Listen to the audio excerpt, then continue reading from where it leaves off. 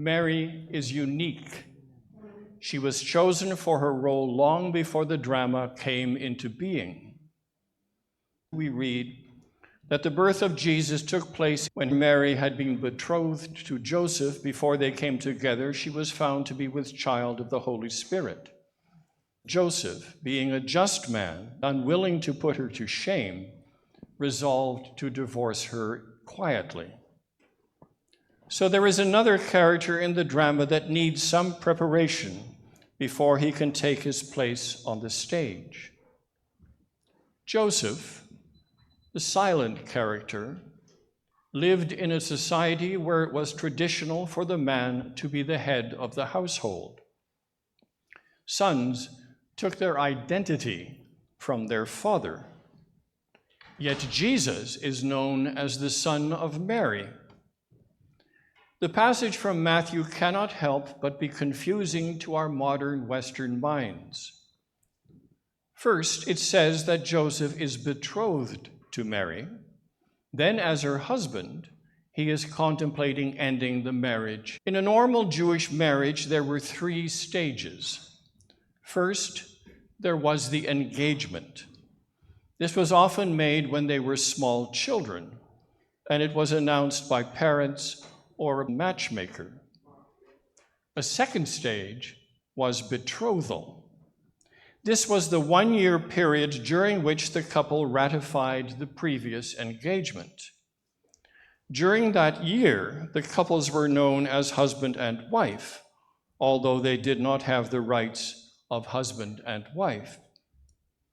There are instances in Jewish literature where a woman was referred to as a widow who was a virgin. The third stage was the marriage proper that was consummated following the year of betrothal. Matthew's account begins, so it was understandable why Joseph is devastated by the pregnancy of Mary.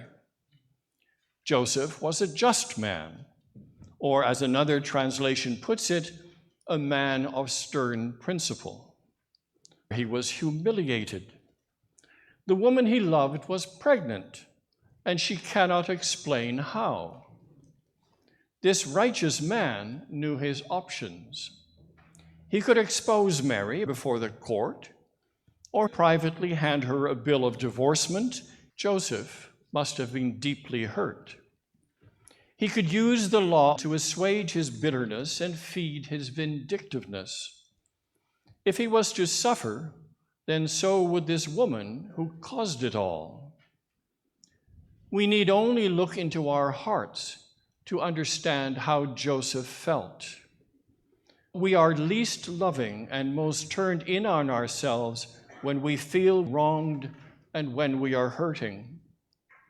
Even when we know the mood we are in and don't like ourselves for it, the cycle is difficult to break.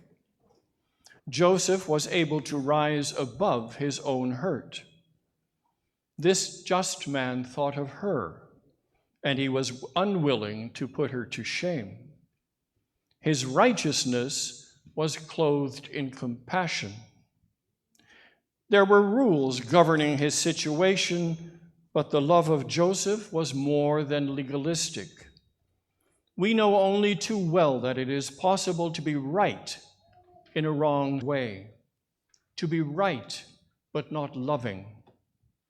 Joseph was willing to wrestle with what faced him and to agonize over his decision. He was willing to include God and Mary in his considerations.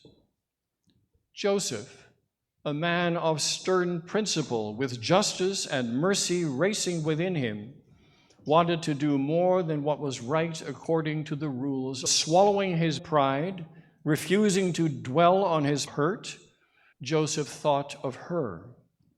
He was not willing to put her to shame. He appeared weak, but was a just and righteous man.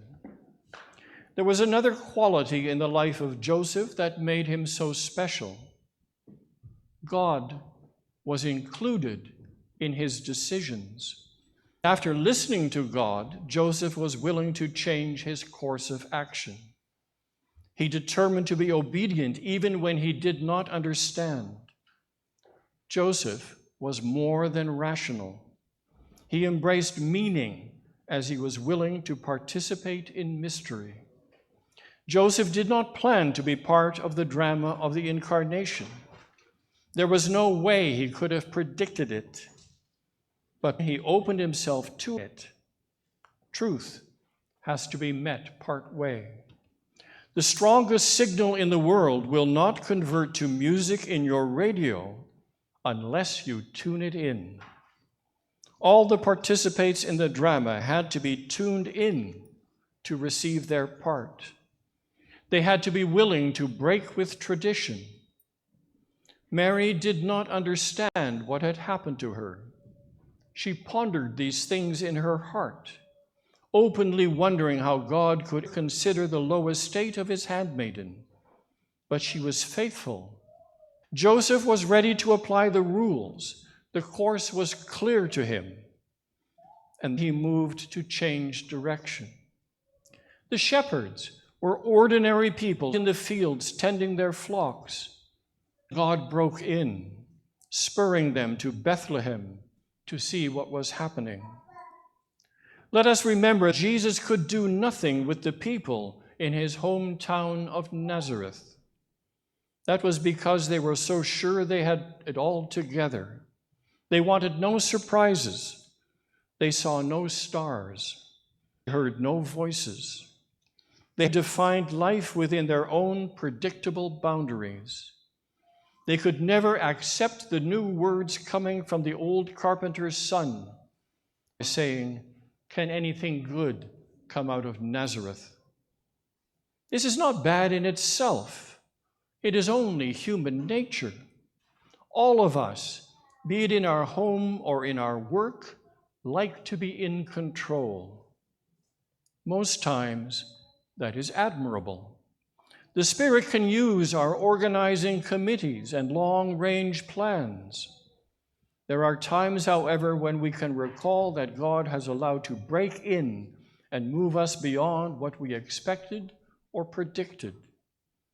In every generation, there ought to be Marys and Josephs, wise men and women, who wrestle with God as he calls them to new directions. God needs people of wonder and imagination who can envision new means of mission and ministry, different from before. Joseph, as human and rational as they come, as easily hurt and confused as any of us, but a righteous man, open to God. Joseph, son of David, do not fear to take Mary your wife, for that which is conceived in her is of the Holy Spirit. She will bear a son, and you shall call his name Jesus, for he will save his people from their sins. Every nation will find salvation in Bethlehem's baby boy. She will bear a son, and you shall call his name Jesus, for he will save his people from their sins. Thanks be to God.